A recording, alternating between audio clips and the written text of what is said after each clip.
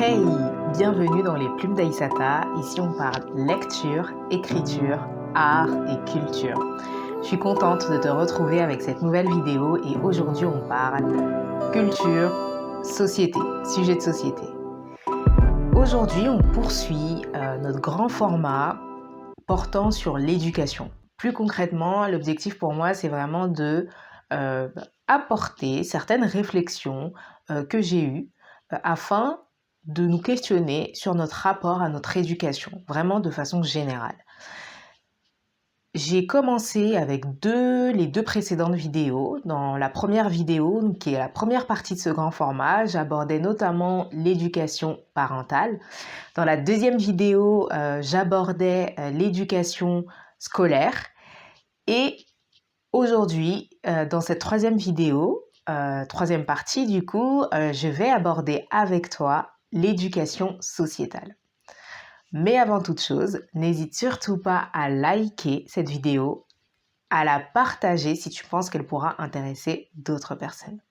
N'hésite pas à regarder les deux précédentes vidéos parce que on est sur un grand format, donc vraiment tout est lié. L'idée c'est vraiment de s'ouvrir à l'éducation, enfin au questionnement de notre éducation vraiment de façon générale. Pourquoi évoquer l'éducation sociétale ? Parce que parmi les différents agents de socialisation, alors on a certes nos parents, donc à travers l'éducation parentale, on a l'éducation scolaire qui participe grandement aussi à la construction de qui l'on est, de nos aspirations, de nos souhaits. Mais il y a également l'éducation sociétale.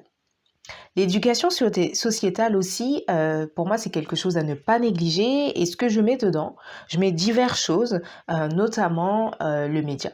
Les médias de façon générale, c'est vraiment pour moi un moyen d'éducation fort. Parce que le média, c'est pour citer un documentaire que j'ai regardé il y a quelques années maintenant qui s'appelle Miss Education, si je ne me trompe pas, qui a été, c'est un documentaire américain qui portait spécifiquement sur l'influence des médias dans la société américaine, mais notamment orienté vers la façon dont on pouvait percevoir les femmes. Et il y a un propos qui m'avait parlé, qui expliquait que le média, de façon générale, représentait le message et la source du message. C'est intéressant parce que ça donne un pouvoir vraiment important aux médias. Parce que le média, s'il représente le message, c'est le moyen à travers les différents outils dont on dispose pour communiquer des informations. Donc là, nos différents intermédiaires, que ce soit la télé, que ce soit les réseaux sociaux et les journaux aussi, documentaires, films, autres, voilà. On est sur la façon dont le message il sera transmis, mais c'est également la source du message. La source du message aussi, c'est important parce que pour le coup, les médias de façon générale nous donnent aussi une vision de ce qu'est la société et de comment elle pourrait l'être. Ce n'est pas forcément spécifiquement un reflet de ce que la société est, mais c'est une vision qu'on nous donne. Alors parfois, on est sur de la description de ce que c'est la société, mais à voir.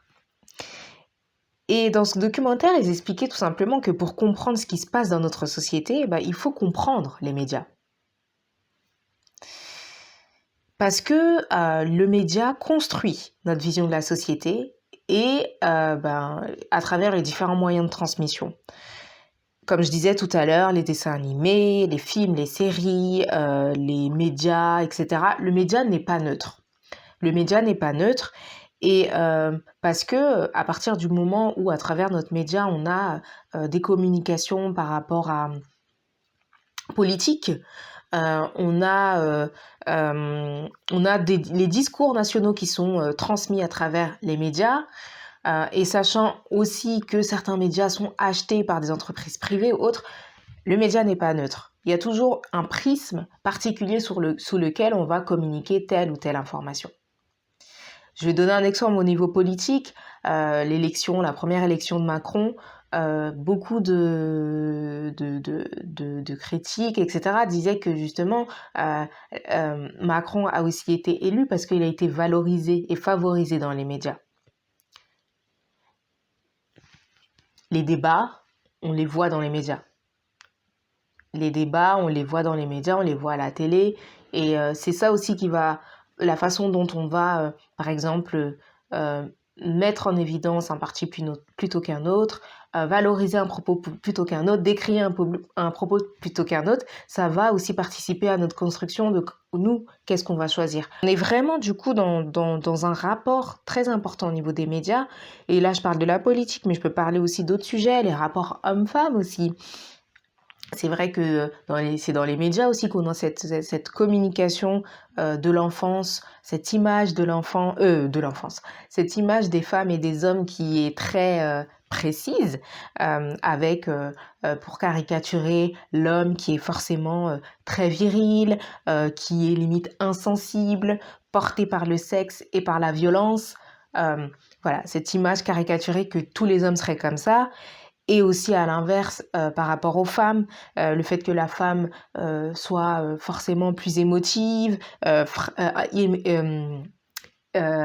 dépendante, soit une femme au foyer ou bien une femme qui est très carriériste, et qui n'a pas envie d'une vie de famille. Et je suis pas en train de dire que cette vision-là n'existe pas. Ce que je suis en train de dire, enfin des hommes et des femmes, ce que je suis en train de dire, c'est qu'à travers les médias, justement, on ne communique que sur ce type de profil-là. Et donc, c'est-à-dire que les personnes qui sont, par exemple, un homme qui serait pas forcément porté que par le sexe ou par la violence, ils pourraient se questionner, en fait, se dire, par rapport à ce qui est véhiculé, par rapport à l'image qu'on donne, un peu partout dans ces informations distillées dans les dessins animés, dans les films et autres, je me reconnais pas dedans. Et une femme, par exemple, qui serait pas forcément celle qu'on attend, en fait, ou qu'on communique au niveau de la société, pareil. Elle pourrait se questionner, se dire, je me retrouve pas dans ça. Donc, c'est plutôt ça, l'idée. Et le rapport aussi à la différence, ça, je dois en parler, surtout qu'en ce moment, il y a, à travers les communications, à travers les nombres de personnes qui s'expriment sur des plateaux télé et avec une liberté, mais sans nom, sur différents sujets en lien avec les étrangers.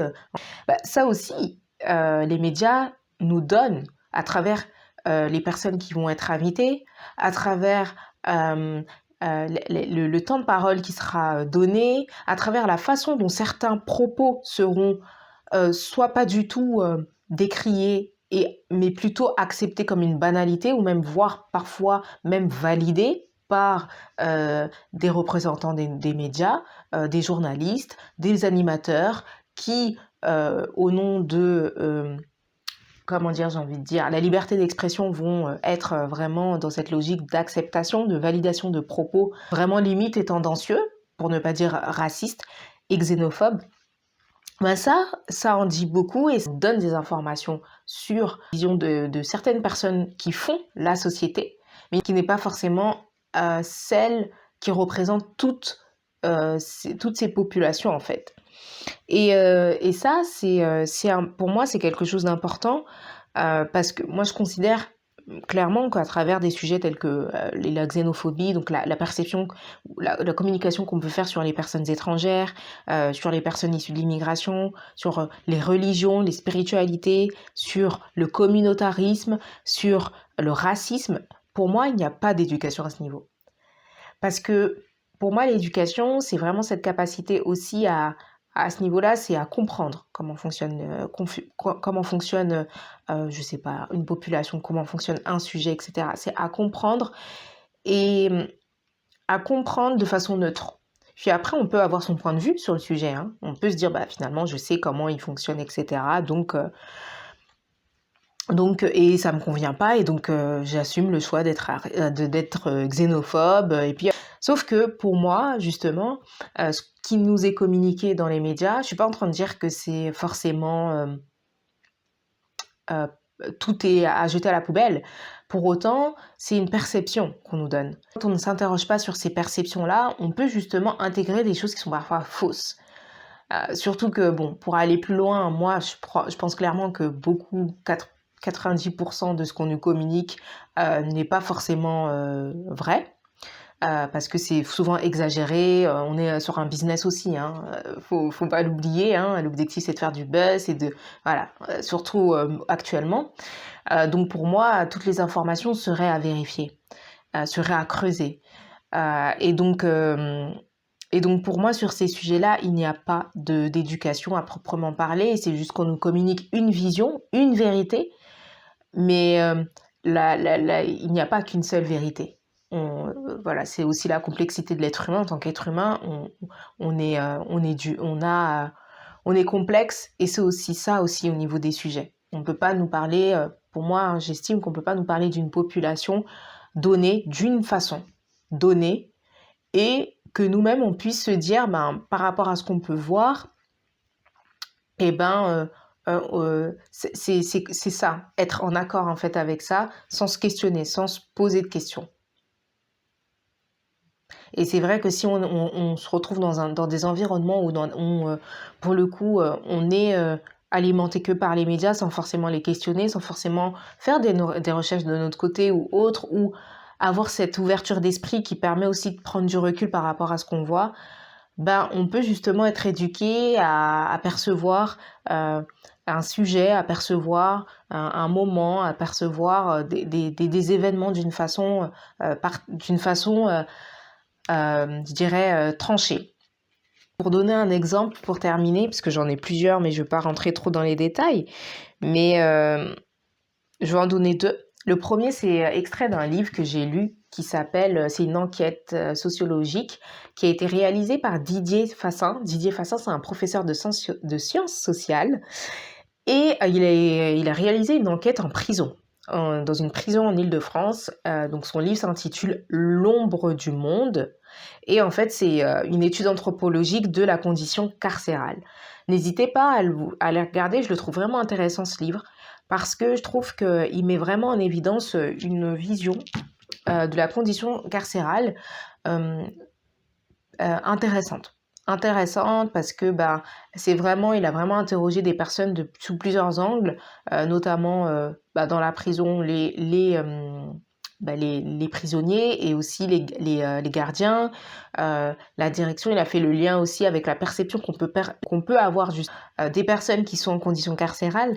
Et justement, une chose que je trouvais intéressante dans le livre, il donnait un exemple en fait de la façon dont on peut diaboliser la petite délinquance dans les médias contre la grande délinquance, et la façon dont l'opinion publique peut être manipulée. Dans le sens où, par exemple, on va partir du principe que lorsqu'on va commettre un délit, on va devoir forcément aller en prison.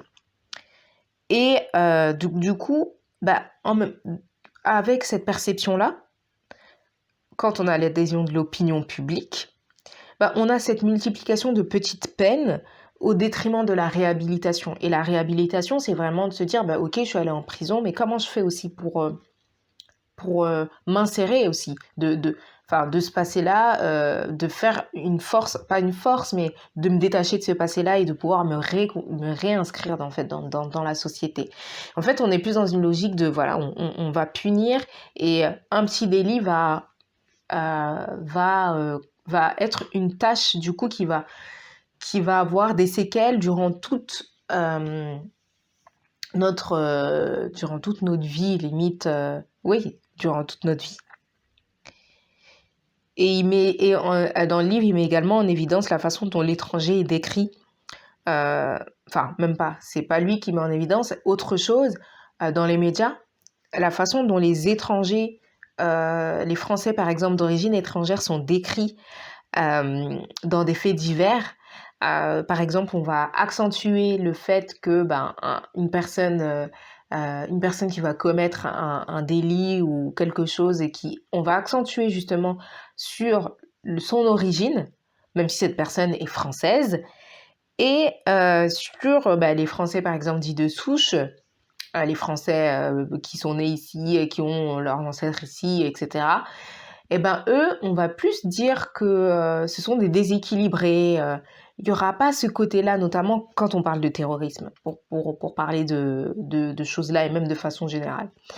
Donc c'est intéressant parce qu'à travers les mots aussi, ça nous éduque en fait sur notre façon de percevoir et une population donnée par rapport à une autre. Donc moi j'arrive à la fin pour le coup sur cette thématique de l'éducation sociétale. C'est vrai que j'aurais pu aborder d'autres choses, hein, mais là l'idée c'était vraiment d'expliquer en quoi pour moi l'éducation sociétale elle avait un impact, une influence majeure sur nous de façon consciente voire même inconsciente à travers les médias de façon générale et tous ces clichés, toutes ces perceptions, toutes ces informations, ces communications que l'on intègre sans forcément les questionner de notre côté.